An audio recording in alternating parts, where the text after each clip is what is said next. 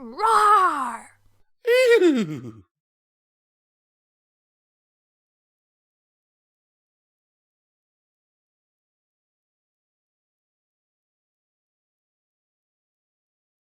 Misaligned by Rambling Writer. Out of joint. In a distant corner of Equestria, the wind howled across a barren plain. No matter how the earth ponies coaxed them, plants refused to grow here. Animals never stayed. The only scents on the air were rank and foul. What dirt remained felt slippery and oily. Even the sun and moon seemed to shine less brightly. No pony had looked into it, but this barren patch was a rough circle, over 2 miles across.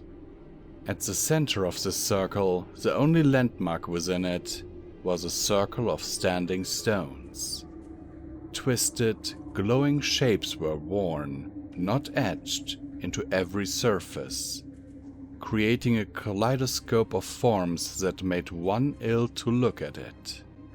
If you stood within it, your sense of balance vanished as you were pressed down by a vast, unsinkable might of something far, far larger than yourself. For beneath that circle, the unspeakable one slumbered. It wasn't known as anything else. It couldn't be. Any attempt to name it withered and died on the tongue, in the mind. Any other name was beneath it, for it couldn't be constrained by a mere name. It simply was. Not the way the sky was or the earth was, but the way gravity was or electromagnetism was. It was a part of this universe on a foundational level, and to unmake it would be to unmake the universe. But just as magic could suppress gravity or electromagnetism for a time, so too could magic suppress the unspeakable one. And in this instance, for a time, was a long time. Over 1,000 years ago, it had wandered over this pathetic land as it pleased, toying with the puny mortals who thought their lives had meaning. It hadn't paid much attention to the team of 7 ponies that assembled to fight it. What could a gnat do against an elephant? Unfortunately for the unspeakable one, it had vastly misjudged the power gap.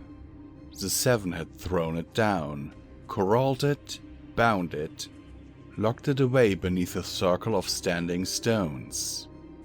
They thought it dead, but as often been said, that is not dead which can eternal live. The unspeakable one slumbered, but it was aware. It knew the currents of magic that most ponies missed. Something was coming. The locks on its prison were about to disintegrate. Not thanks to any terrestrial magic, but that of the stars. The heavens influenced the earth in the ways those ponies could never detect. The stars formed connections with each other and time rolled on, changing the currents of magic above. And these changes were reflected in the land, as above, so below. And the framework upon which this prison was built was due to the weakened by a set of stars moving into alignment in just the right way. It would only be for a single night, but a single night was all the unspeakable one needed. Soon it would be free. It wouldn't even be soon on the infinite scales of timelessness, but a week. A mere week before it was unbound. And so, the unspeakable one waited. Newly crowned Princess Twilight Sparkle watched the approaching alignment with increasing concern. By her calculations, she had a week, but that was still too close for her comfort. She hadn't gone stargazing in so long, she'd nearly missed it, only learning of it when a note, from her own father's observatory, was passed to her by a courier. Yeah, these stars are going to go into alignment and unleash a world-devouring monstrosity imprisoned by the pillars a super long time ago. No biggie or anything, but could you get on it? In hindsight, observatories keeping lists of captured abominations wasn't that surprising.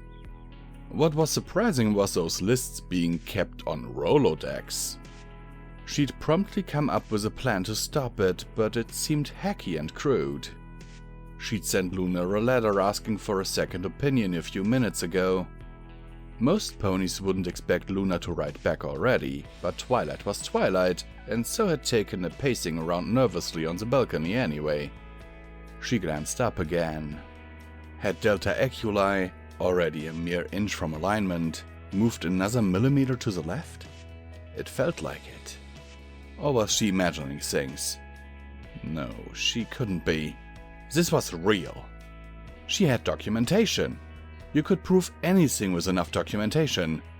That's sweet, sweet documentation. But documentation wouldn't do any good if Luna didn't read it. She had several days to read it, but still. Twilight resolved right then, if Luna didn't write back in 3 days, she was going straight to Silver Shoals and... Blue and silver sparks appeared before her and a scroll unrolled from the air for her to read. Princess Twilight Sparkle. Shut up, I like the formality. Of course you can. It's how Tia and I handled them in the past. No different from road work. But please remember to put it back when you're done. Also, while you don't have to, I usually write a letter of apology to the astronomers, just to be polite. They understand.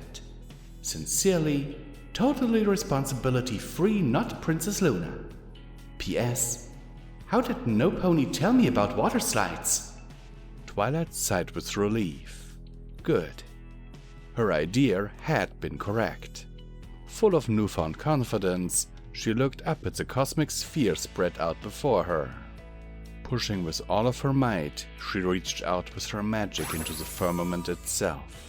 She bumped Delta Eculi 2 inches to the left, right past alignment. There! No alignment for another 1,384 and change years. Crisis averted. Twilight sidled back into her bedroom, whistling and calm as could be. She had some letters to write. Well, poop. From its circle, the unspeakable one stared at the sky, speechless. How could this have happened? What could affect the heavens themselves? Not those ponies, surely. The sky was far beyond their reach, no matter what they said. Their claims of unicorns moving the sun and moon were preposterous. Well, it could wait. A millennium was but a drop of water in the ocean of time to it. Definitely. It absolutely wasn't frustrated at having its freedom ripped away at the last moment. Frustration was for lesser beings. It absolutely wasn't like totally peeved. It could wait. Totally. Beneath that circle, the unspeakable one slumbered, but very angrily. And once again, this is Common Time with Visual Pony, and once again I will remind you that you can support us via our Patreon. The links are in the description. Every dollar helps, is needed, and very much appreciated. There's also our merch store and one-time donation links if you want to support us, but do not want to go into a monthly commitment.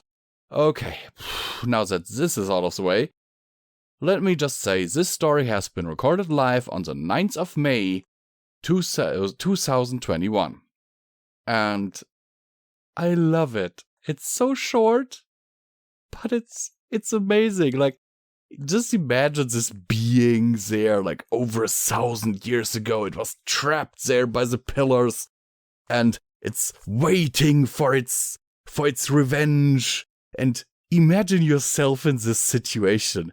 You're trapped there, and you're like, yes, I can get out soon. Just one more week, just one more. And then you see the planet that needs to be in alignment just be like, boop, punched out of alignment, and it will take another over 1,000 years for the next alignment to come, and you're like, why? I just love it. I just love it. Anyhow, guys, this is Visual Pony. I'm signing off. And please stay safe in these troubled times, okay, my friends?